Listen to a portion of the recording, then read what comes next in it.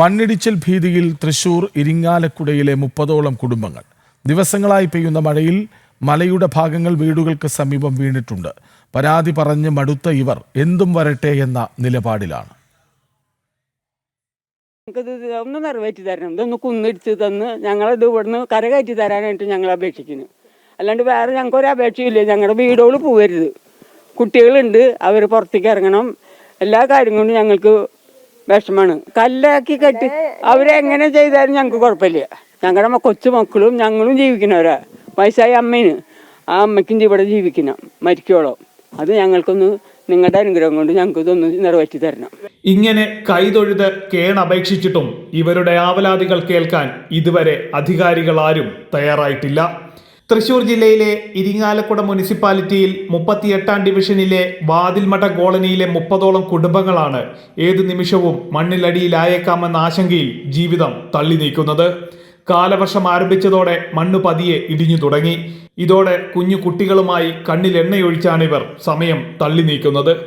ഇപ്പടുത്ത മഴയെ ഇതേവരെ ഒന്നും ചെയ്തിട്ടില്ല. ഞങ്ങൾക്ക് കൊച്ചു മക്കളുണ്ട്, എൻ്റെ വയസ്സായ അമ്മയുണ്ട്, പിന്നെ ഒരു വൈഫ്. ഇവർക്ക് ഇവിടെ ബാക്കിലേക്ക് പോകാനേ പറ്റണില്ല.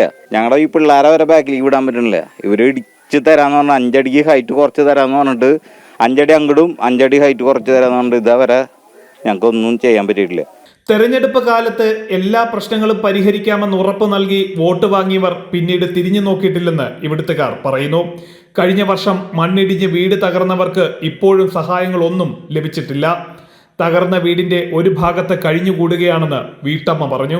ഇത് കഴിഞ്ഞ കൊല്ലം 2 കൊല്ലം മുമ്പ് ഇതുപോലെ അവിടെ നിന്ന് മണ്ണിടിച്ചിട്ട് വീണതാണ്. അപ്പം ഞങ്ങൾ എല്ലാവരും കൂടി അംഗനവാടിയിലേക്ക് ആക്കി. ഇതെല്ലാ പ്രാവശ്യം ഇങ്ങനെ കുന്നിടിയും. പിന്നെ ഈ പ്രാവശ്യത്തെ വെള്ളം കയറിയിട്ട് ആകെ ചിളിവിളിയൊക്കെ എടുക്കുക.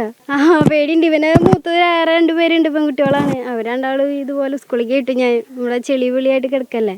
ഇതിപ്പോൾ ഈ 10 കൊല്ലമായി ഇവർ വീട് പാസ്സാക്കി തരാം എന്നൊക്കെ ശരിയാക്കിയിട്ടുണ്ടെന്ന് പറയണേ. പക്ഷേ ഇവർ പറയണ പോലെ പൈസ എടുക്കാൻ ഞങ്ങൾക്ക് പറ്റണില്ല. മണ്ണിടിച്ചിൽ ആശങ്കയിൽ കഴിയുന്ന വാതിൽമഠ കോളനി കേന്ദ്രമന്ത്രി സുരേഷ് ഗോപി സന്ദർശിച്ചു. ദിവസങ്ങളായി അഴുക്കുചാലിലെ വെള്ളമടക്കം കോളനിയിലൂടെ ഒഴുകുകയായിരുന്നു. ജനങ്ങളുടെ പ്രശ്നങ്ങൾ കണ്ടറിയാൻ കേന്ദ്രമന്ത്രി വരുമെന്ന വിവരം അറിഞ്ഞതോടെയാണ് ഓട വൃത്തിയാക്കാൻ ഇരിങ്ങാലക്കുട നഗരസഭ തയ്യാറായത്.